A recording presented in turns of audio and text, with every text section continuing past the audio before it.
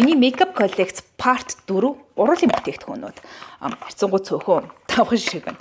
Юмныхан суурьд дээр нь яг юм уруулын өнгөлөгч бол хэрглэж байгаа. Энэ болохоор Uriage-ийн moisturizing lipstick. Яагаад ч lipstick гэсэн. Гэхдээ ийм зүгээр ингийн бом гэх юм уу арьс арчилгааных үеэр хэргэлждэг. Тэгээ араас нь уруулынхан бүтээгдэхүүнийг ашиглана гэсэн.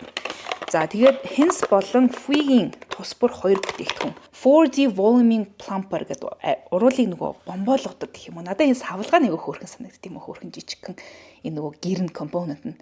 Тэгээ юм гялгар сүүл солонгос явахтаа зүгээр сонирхоод авчихсан. Энэ болохоор бас адилхан савлгаатай 3D voluming gloss Taro 70 сүүлдээ энэ 3D voluming gloss-нуудад шинээр нэмэгдэж гарсан өнгө байлээ. Taro 30% хувьтай байхгүй 70%-аар нь гарч ирдэг. Жохон ийм gloss өнгө гэх юм уу? Hens-ийн Raw Glow билүү. Ийм одоо тинтнүүд надад ийм нэг жижигхэн юм савлгаатай ийм уруулын юмнууд нөгөө зөвхөн авч явахд айгу эвтэйхэн байдаг учраас айгу гой санагддаг байхгүй юу? Илүү их ашиглаж байгаа нь цэнгэр савлгаатай Raw Lilac R09. Өнгө нь илүү ийм гоё яг ийм нэг дахиад давхарлалт төрөх юм. Чүнэл ягаан дөө.